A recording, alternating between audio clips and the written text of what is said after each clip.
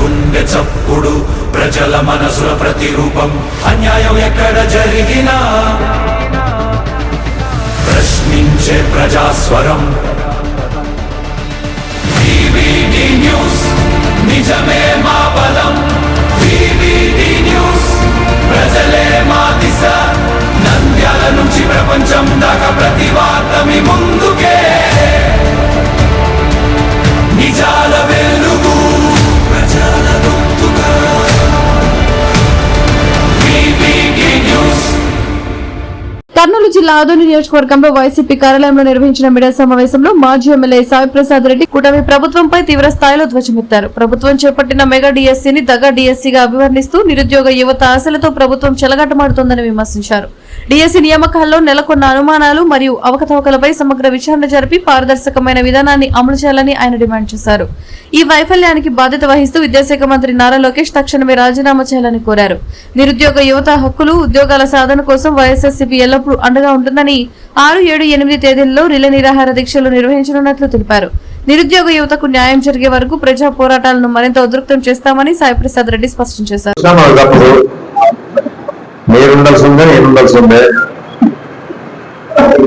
ఈ కార్యక్రమానికి వచ్చినటువంటి మిత్రులకి, మీడియా సోదరులకి, పార్టీ అభిమానులకి, కార్యకర్తలకి, నాయకులకి కూడా నా హృదయపూర్వక ధన్యవాదాలు. ఆల్రెడీగా ఇద్దరు మాట్లాడారు, అర్థమైపోయింది ఏ విషయంలో మీటింగ్ పెట్టినా అని చెప్పేసి. అయినా కొన్ని విషయాలు చెప్పాలి కాబట్టి చెప్పడం జరుగుతా ఉంది.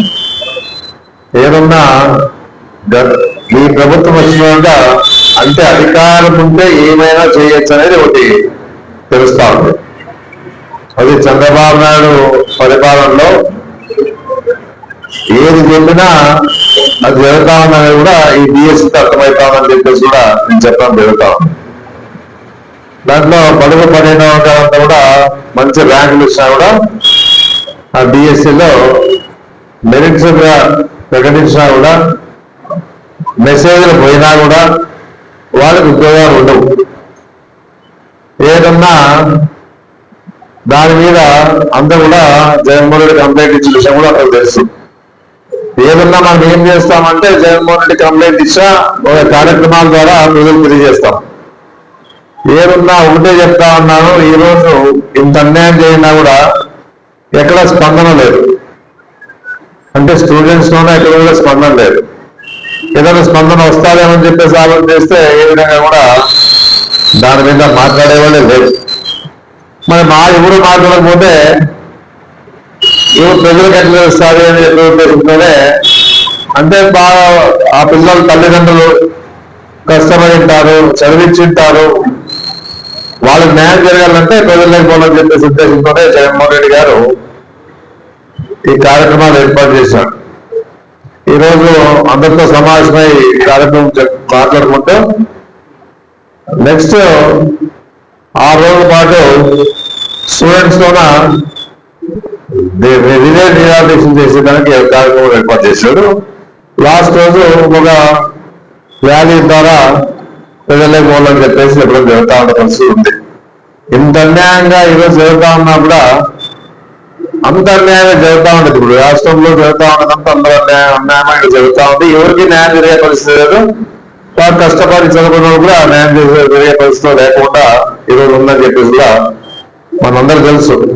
మా విషయంలో రేపు మీ పిల్లల భవిష్యత్తు కూడా అదేదైనా కావచ్చు అని చెప్పేసి తెలుసు. అంటే మాకు బాధ్యత లేదు, మనమేం సంబంధం లేదు అనుకోవద్దండి. రేపు మీ పిల్లలు మీ భవిష్యత్తు కూడా ఆలోచన చేసుకోవడానికి ఇప్పటికే తెలుస్తామని మీ అందరూ కూడా ఇట్లా చెబుతారే అని చెప్పేసి. మళ్ళీ ఈ విధంగా ఈరోజు 16,000 డిఎస్సీకి సెలెక్ట్ అయిన వాళ్ళంతా కూడా దాంట్లో మళ్ళీ స్పోర్ట్స్ కోటా అని చెప్పేసి వాళ్ళు ఇష్టానుసారంగా మెరిట్ ఉన్న వాళ్ళని వదిలేసి, అంటే ఎగ్జామ్ రాయలేదు వాళ్ళు, డిఎస్సీ ఎగ్జామ్ రాకపోయినా స్పోర్ట్స్ కోటా కింద వాళ్ళకు ఉద్యోగాలు ఇస్తారు. అది ఆ విషయంలోనే ఈరోజు సిబిఐ ఎంక్వైరీ చేయాలని చెప్పేసి జగన్మోహన్ రెడ్డి కోరుతా ఉండేది. ఏదున్నా కూడా వాళ్ళు ఇష్టానుసారంగా వ్యవహరిస్తున్నారు కాబట్టి దాని మీద ఎంక్వైరీ చేసి న్యాయం చేయాలని చెప్పేసే విషయాన్ని ఈరోజు చెప్పడం జరుగుతాను. మళ్ళీ ఏం చెప్తాను అంటే, గతంలో జరిగిన డిఎస్సీలో కూడా ఇప్పుడు ఉద్యోగాలు చేస్తున్న ఆదాయం 10 ఏళ్ళు అయిపోయిన వాళ్ళు కూడా టెట్ రాస్తేనే మీకు మళ్ళా ఉద్యోగాలు ఉంటాయని చెప్పేసి జరిగే పరిస్థితి జరుగుతా ఉంది. అంటే రాసి 10 ఏళ్ళ నుంచి పనిచేస్తా ఉన్నా వాళ్ళు మళ్ళీ టెట్ రాసి మళ్ళీ దాంట్లో పాస్ కావాలని చెప్పే పరిస్థితి చెప్తా ఉన్నాం. అంటే ఇంతకింత దారుణం ఉందని చెప్పేసి చెప్పడం జరుగుతాం. స్పోర్ట్స్ కోటాలో దాదాపు 40-50 ఉన్నాయి. 40 ఏమంటే ప్యాకాట, 40 ప్యాకాట కూడా స్పోర్ట్స్ కోటా కింద ఉద్యోగాలు ఇస్తారు. ఇది ఈ పరిపాలనలో చంద్రబాబు నాయుడు కూడా చేస్తున్నటువంటి లోకేష్ గారు, చంద్రబాబు నాయుడు కింద లోకేష్ ఆయన ఆ శాఖ కాబట్టి ఆయన చేస్తున్న కార్యక్రమం అంటే ప్యాకాట్ కూడా ఉద్యోగాలు వస్తా ఉన్నది కూడా అర్థమవుతాం.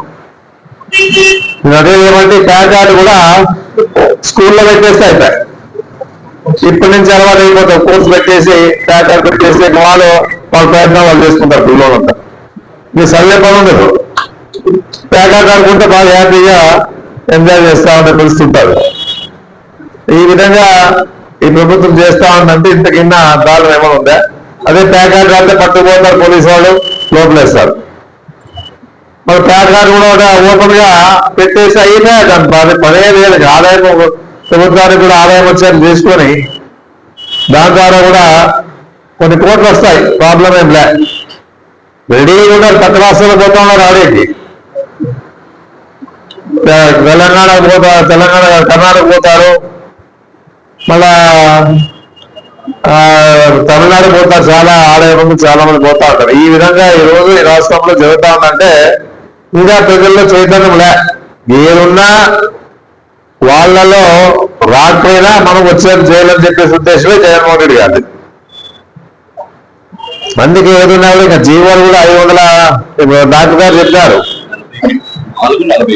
44-45 జీవోలు క్యాన్సిల్ చేసి మళ్ళా ఒక జీవో తీసుకొచ్చినాడు 56 జీవో కదా. 445 జీవోలు తెచ్చి 445 జీవోలు తెచ్చి అన్ని రద్దు చేశానంట. మళ్ళా కొత్త జీవో తీసుకున్నాడు. ఆ కొత్త జీవో తెచ్చి మళ్ళీ ఈరోజు ఏం చేస్తా ఉన్నాడు అనేది కూడా మళ్ళా స్పోర్ట్స్ కోటా కింద ఎగ్జామ్ రాసి సెలెక్ట్ కావాలి మళ్ళీ.